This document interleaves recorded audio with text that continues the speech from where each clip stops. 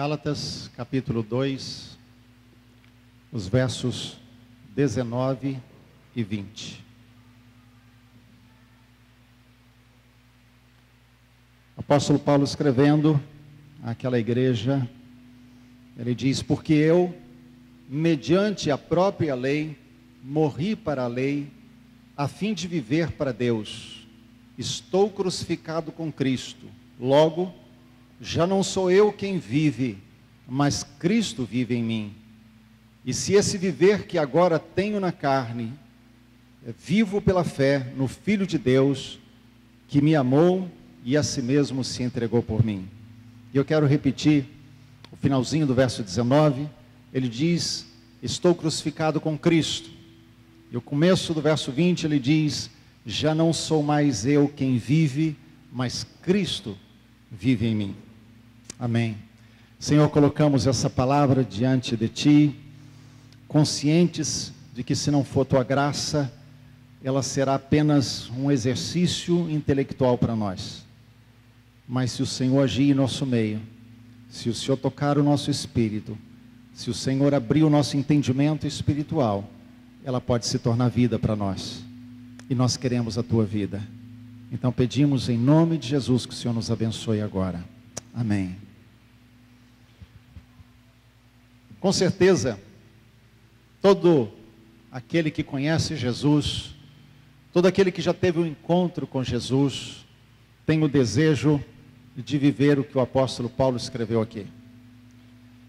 Esse finalzinho do verso 19, início do verso 20, esse contexto em que Paulo escreve aqui, sempre me tocaram, desde que eu comecei a ler a Bíblia.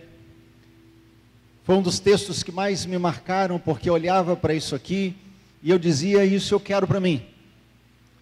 Essa é a verdade que eu quero para a minha vida, porque ele está dizendo aqui: não sou mais eu quem vive, mas Cristo. Ou seja, em outras palavras, ainda que eu esteja aqui na carne, quem olha para mim vê Jesus, porque quem vive aqui é Jesus.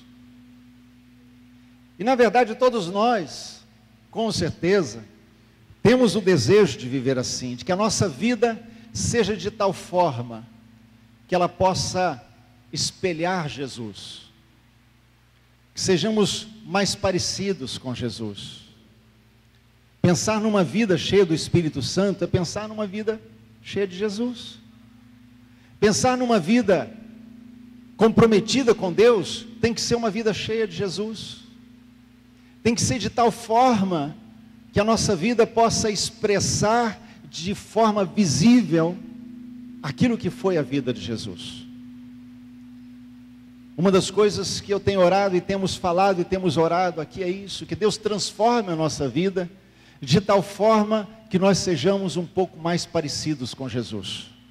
Esse precisa ser o nosso alvo. Que o nosso caráter seja mudado, que as nossas emoções sejam tocadas e mudadas de tal forma que o nosso estilo de vida seja transformado a ponto de parecermos mais com Jesus. É isso que você quer? Fala isso para quem está do seu lado: eu quero ser mais parecido com Jesus. A grande questão é que quando nós olhamos Paulo falando isso, pode nos parecer em algum momento que Paulo teve um encontro com Jesus, e nós já conhecemos a história. Ele está no caminho de Damasco e vai em perseguição aos cristãos, e de repente no meio do caminho ele tem um encontro com Jesus. Jesus lhe aparece e ele é confrontado com a sua determinação de perseguir Jesus, porque o próprio Senhor disse para ele: eu sou Jesus a quem você persegue. E ali naquele impacto, ali naquele momento de confronto, a sua vida ela é mudada radicalmente, a ponto de muitos dos cristãos naquele período fugirem de Paulo. Quando sabem dele, ficam dizendo: esse é o que perseguia. Será que ele não está nos enganando? Será que ele não está fingindo? E tinham temor de chegar até ele, até que Barnabé vai a Paulo, o acolhe, o acompanha, o discipula, e ele pode se tornar alguém mais maduro. Mas quando nós olhamos Paulo escrevendo aos Gálatas, nós sabemos que quando ele diz, já não vivo mais eu, mas Cristo vive em mim, isso é o resultado de uma longa jornada, uma longa caminhada, de um tempo de andar com Deus. Aquele Saulo de Tarso, que tem um encontro com Jesus no caminho de Damasco, é aquele que fica cego momentaneamente, que não conhece nada de Jesus, que persegue uma seita, e agora de repente ele descobre que ele precisa seguir aquele Jesus que ele perseguia. Esse Paulo, que leva muitos anos, mais de 14 anos de espera, de andar com Deus, de andar com Jesus, para então experimentar um nível de amadurecimento. Eu creio, amados, que muitas vezes nós não nos damos conta de que o andar com Deus é um processo de crescimento. No domingo nós estávamos falando um pouco sobre isso, que maturidade não é instantâneo, falávamos isso na escola dominical. Maturidade é um processo. Ninguém chega a um ponto de sou maduro. Você é maduro quando está crescendo. Você tem estágios de maturidade. Se você está crescendo, você está na maturidade. Então, quando nós pensamos em chegar a esse estágio de maturidade que Paulo chegou, a esse nível de crescimento em Deus que ele chegou, nós sabemos que isso é um processo, é um andar com Deus, mas nós vivemos uma época, principalmente esse tempo que nós vivemos, é um tempo de muita correria, muita pressa, tudo é instantâneo, tudo tem que ser rápido para nós, desejamos os resultados, as respostas rapidamente, nos impacientamos facilmente com as coisas, não sabemos esperar de um dia para o outro, queremos tudo muito rápido, e exatamente por isso não estamos dispostos a investir longo prazo, não estamos dispostos a gastar tempo de longo prazo. Essa é a razão porque a maior parte dos cristãos não gastam tempo com a Bíblia, não gastam tempo meditando nas Escrituras. É mais fácil pegar, para quem pega a Bíblia, os crentes que pegam a Bíblia, pegar uma Bíblia com um comentário, ler o texto e já ver qual é a explicação lá embaixo.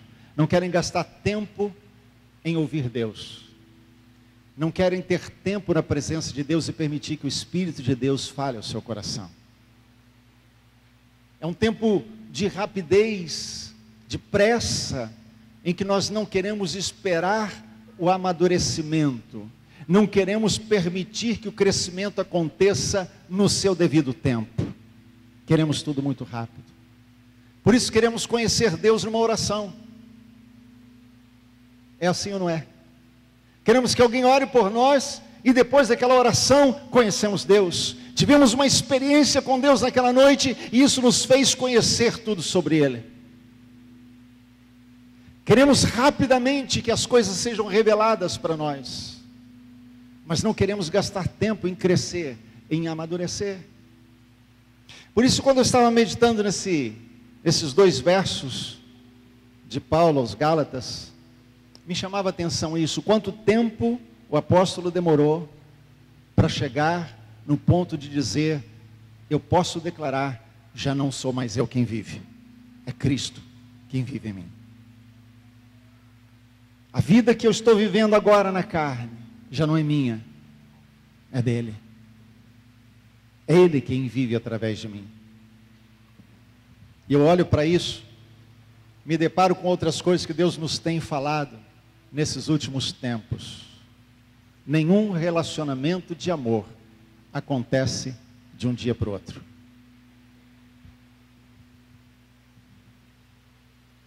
Nenhum relacionamento de amor acontece de um dia para o outro. Ele precisa ser cultivado. Ele precisa ser regado. Ele precisa ser trabalhado a longo prazo. Muitas são as razões pelas quais o jovem olha para a jovem e eles desejam estar juntos e começam um namoro. São muitas as razões que atraem, mas o verdadeiro amor não é a primeira coisa.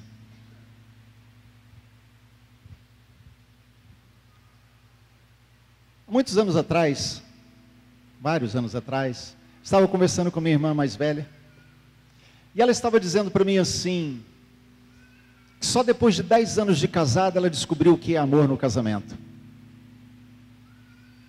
Eu tomei um susto com aquilo. E ela começou a descrever e a falar um pouco da experiência dela. E ela disse, depois de 10 anos, todas aquelas meninices do início acabaram.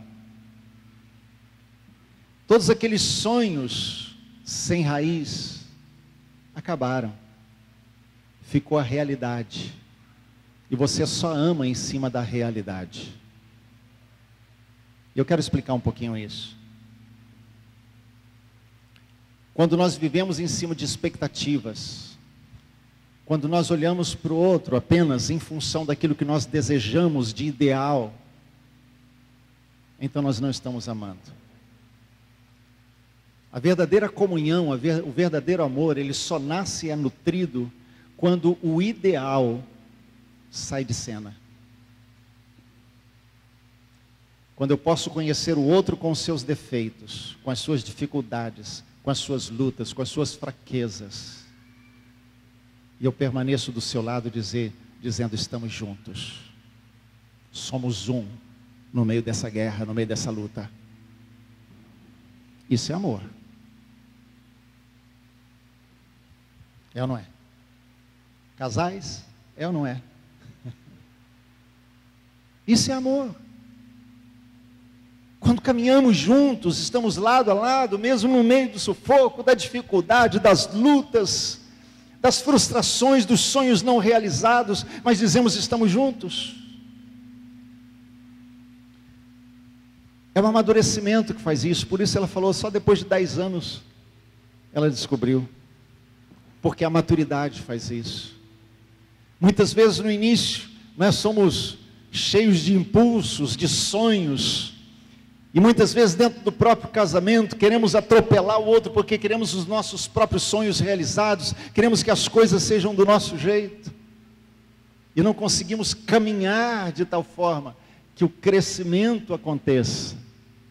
Então o tempo passa, e aí é necessário 5, 10, 20 anos, para se descobrir, pela maturidade, o que é de fato vida em comunhão.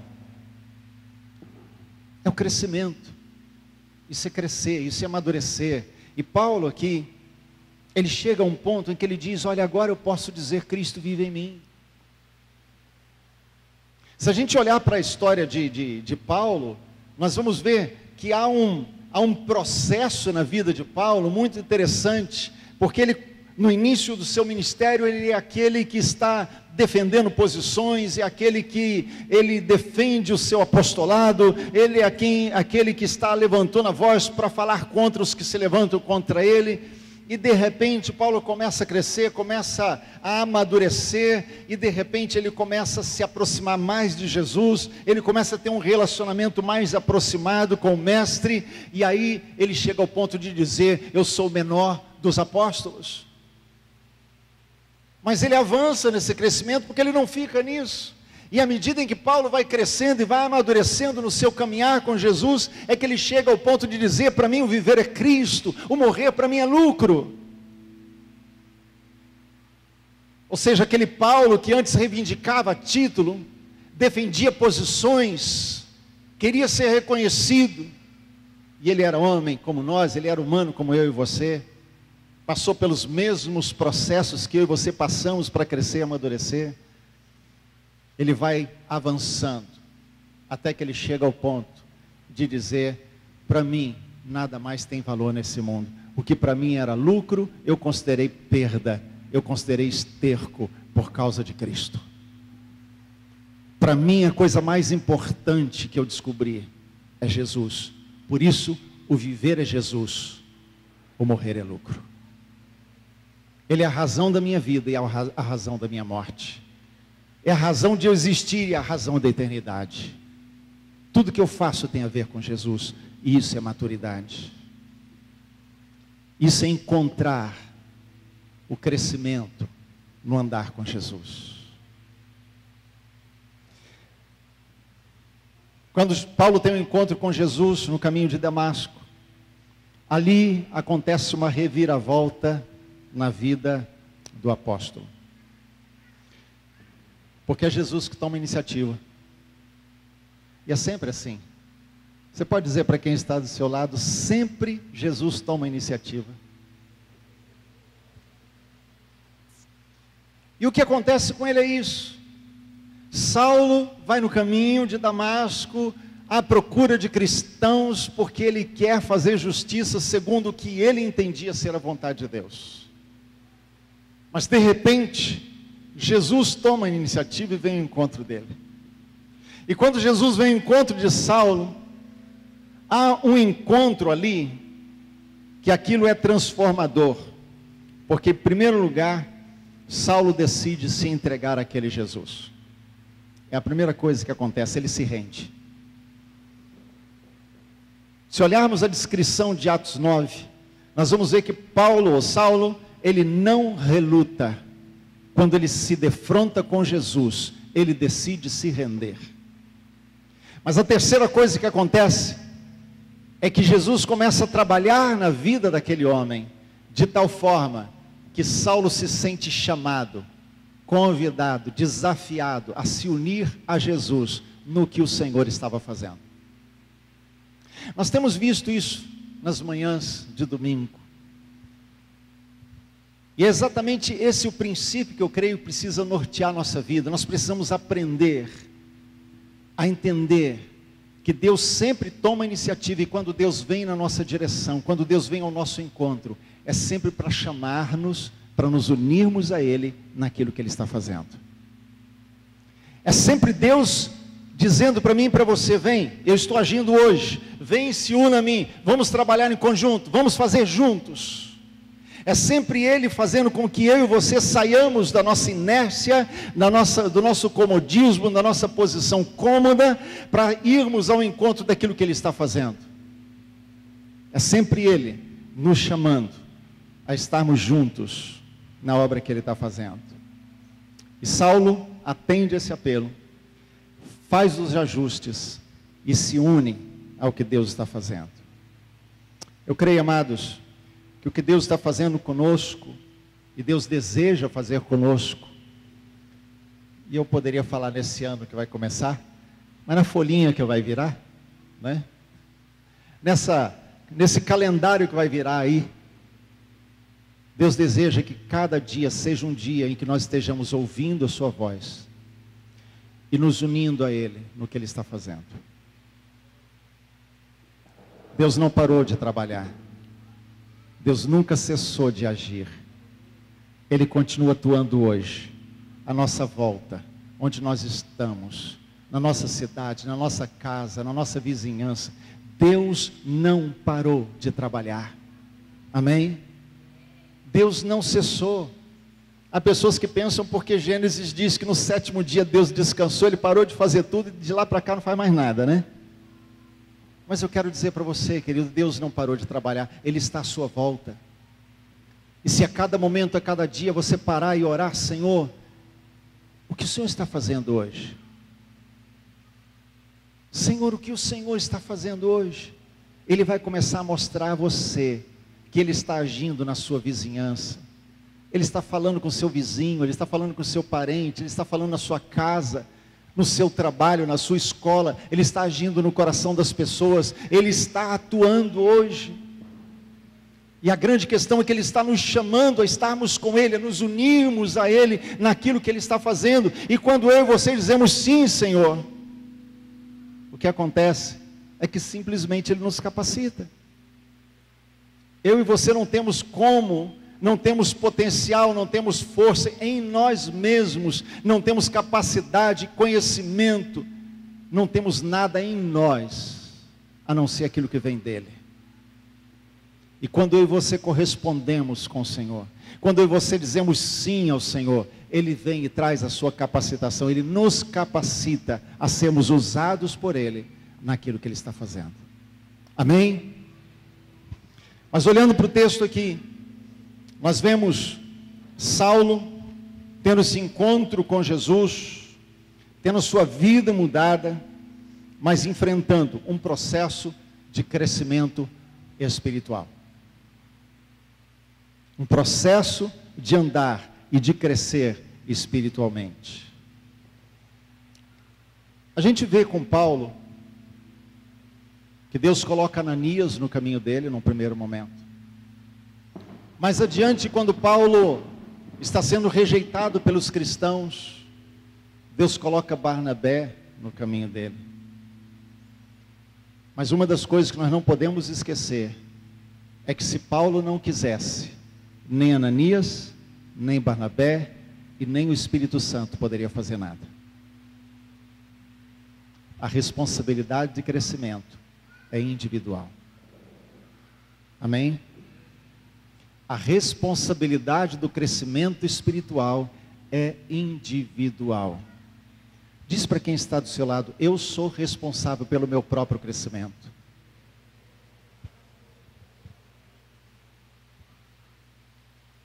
Deus nos capacita, Deus coloca uma medida da graça em nós. Aleluia por isso. Porque eu e você não precisamos depender de nós mesmos, não podemos depender da nossa capacidade, do que nós sabemos, do que podemos, da nossa força. Deus coloca uma medida da graça sobre nós, e essa graça que está sobre todos nós é que nos habilita a crescer, a buscar, a ler a palavra, a entender a palavra, e o Espírito Santo encontra espaço para falar conosco, porque a graça de Deus está sobre nós.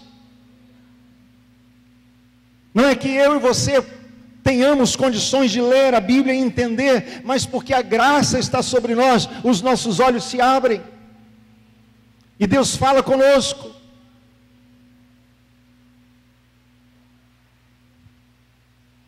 É por causa dessa graça que eu e você podemos crescer. Por isso nós somos responsáveis pelo nosso próprio crescimento espiritual. Deus está agindo à sua volta. Você viu Deus agir hoje?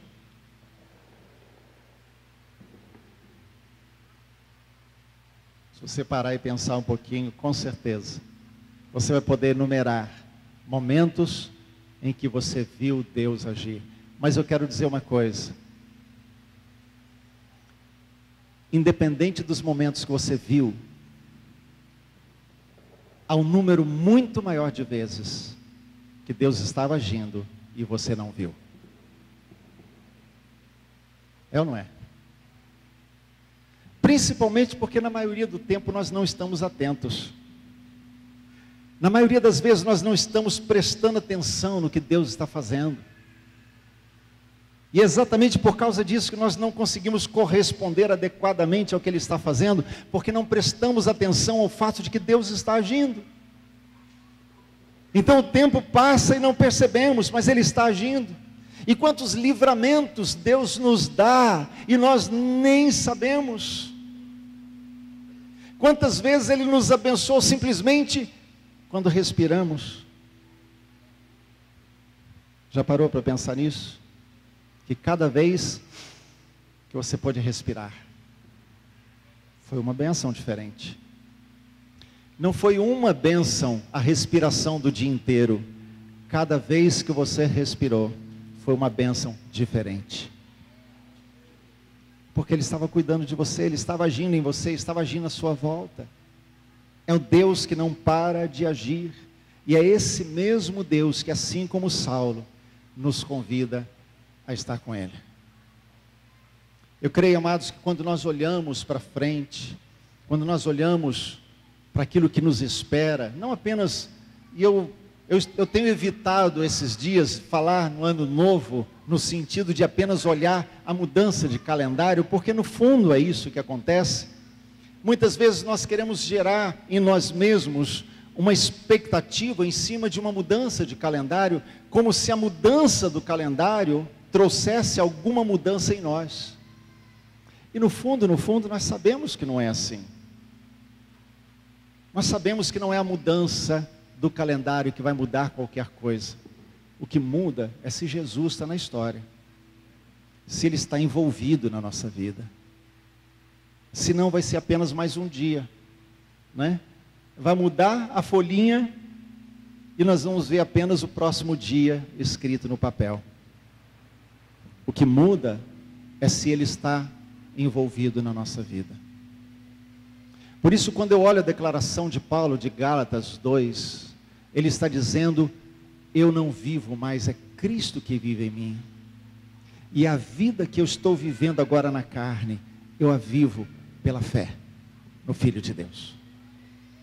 Ou seja, eu estou tão envolvido com Jesus, eu estou com a minha vida tão envolvida com Ele, que tudo que eu faço agora já não é mais para mim, já não é mais comigo, não é a partir de mim mesmo. Tudo aquilo que eu realizo hoje é resultado da vida dele em mim.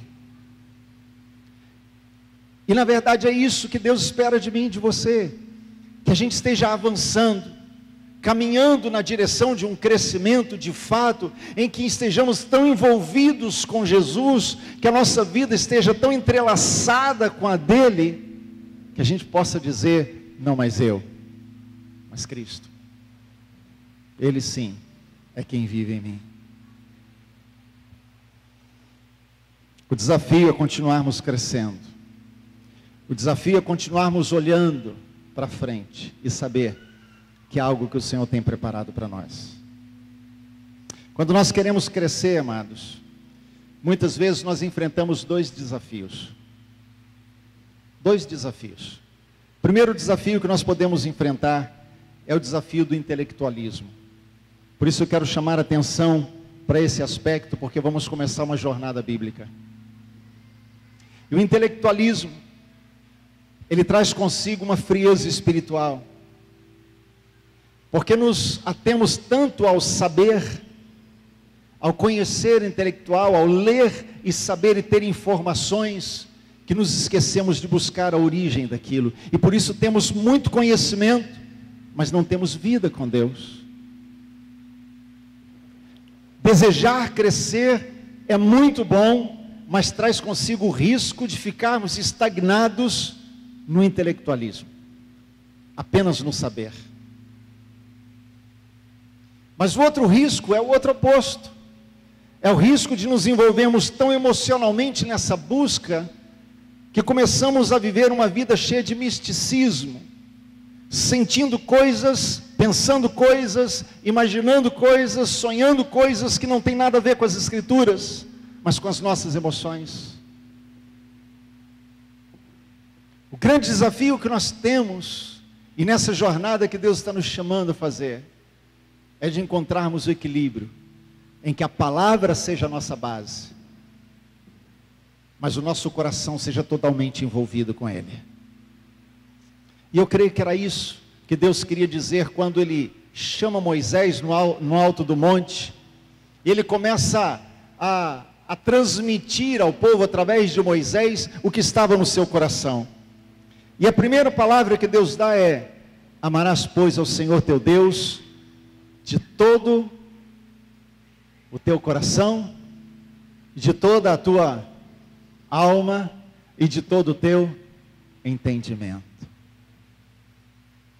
O que ele está falando aqui? Que se queremos conhecer Deus, tem que ser por inteiro. Não pode ser só a mente, nem pode ser só o coração, mas eu preciso me envolver completamente, conhecer Deus, a sua palavra, mas envolver o meu coração, a minha alma com Ele, amá-lo de verdade, desejá-lo de verdade. O meu coração precisa pulsar por Ele, a minha alma precisa desejá-lo. É o que o salmista diz: como a corça que deseja a corrente das águas, está em busca de saciar a sua sede no lugar deserto, assim a minha alma suspira por ti, ó Deus. O que ele está dizendo?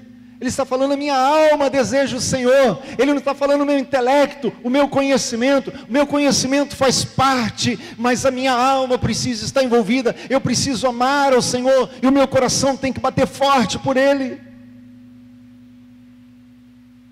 Ou me tornarei apenas um belo professor de alguns princípios escritos da palavra, mas que não geram vida em ninguém. Ou me tornarei Apenas alguém muito entusiasmado com as experiências, mas que nunca conheceu Deus. Deus quer que nos unamos a Ele, mas que isso seja de todo o coração. Quando nós pensamos num ano novo, muitos propósitos e planos são feitos. E há muita gente pensando nisso agora, né? Vai virar a folhinha, ano novo, vida nova, né?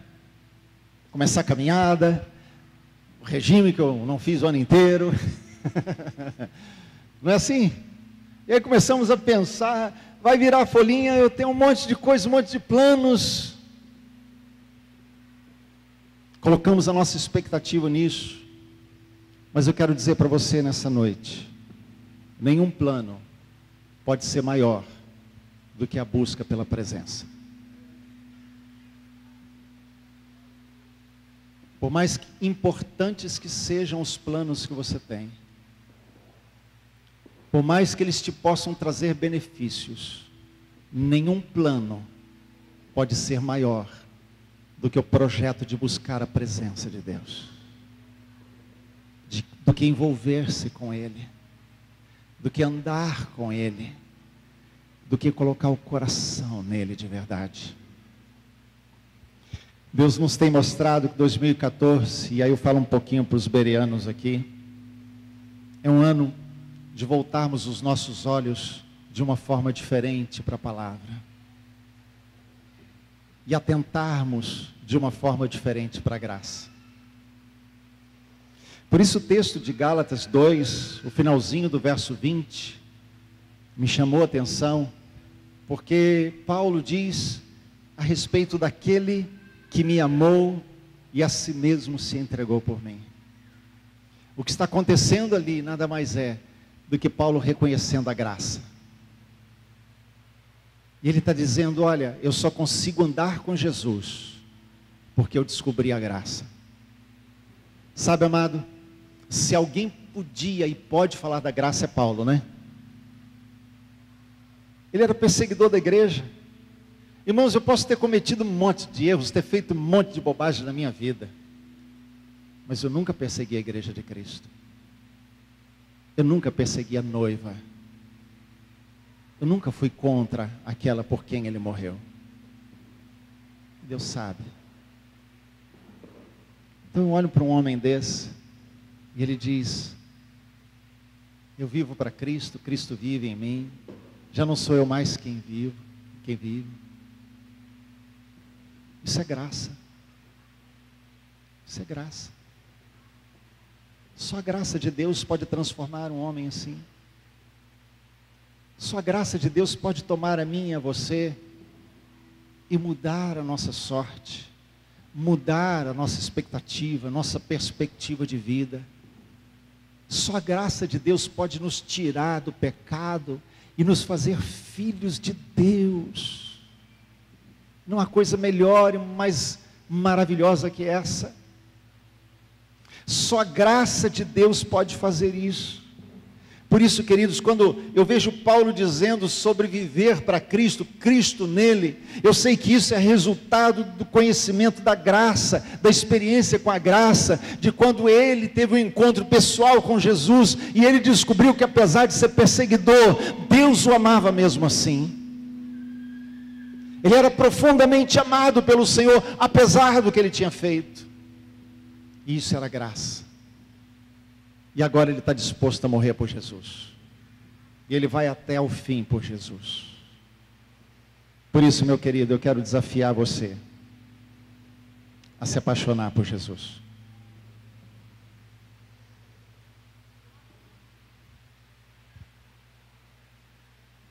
Sabe o que é se apaixonar por Jesus? Sabe o que é ficar enamorado de Jesus? Sabe o que é amá-lo? E dizer, Jesus, não consigo passar um dia sem o Senhor.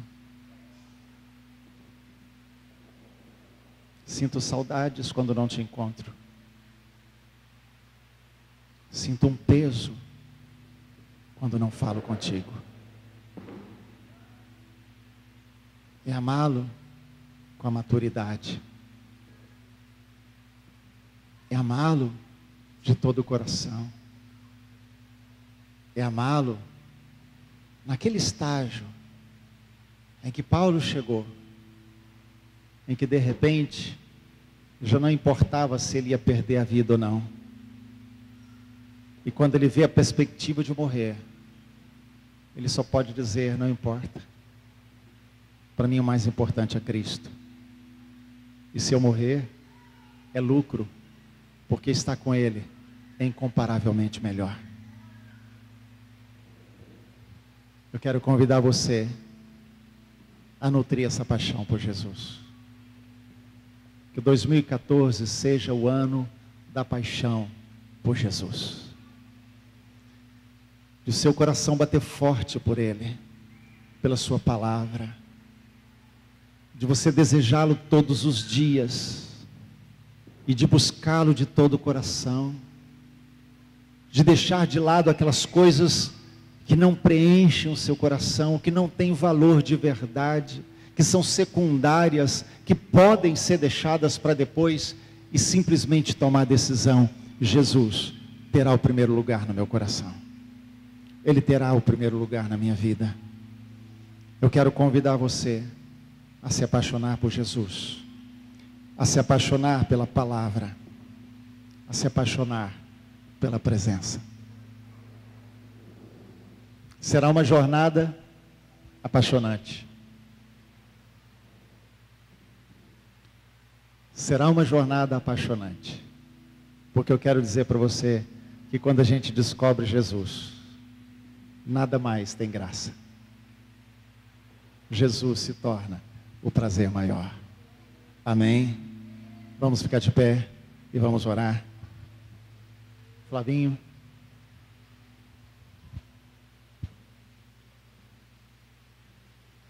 Vamos orar. Quero convidar você a orar nesse momento e a dizer: Senhor, não importa o que já foi, importa que eu quero andar com o Senhor e te amar todos os dias.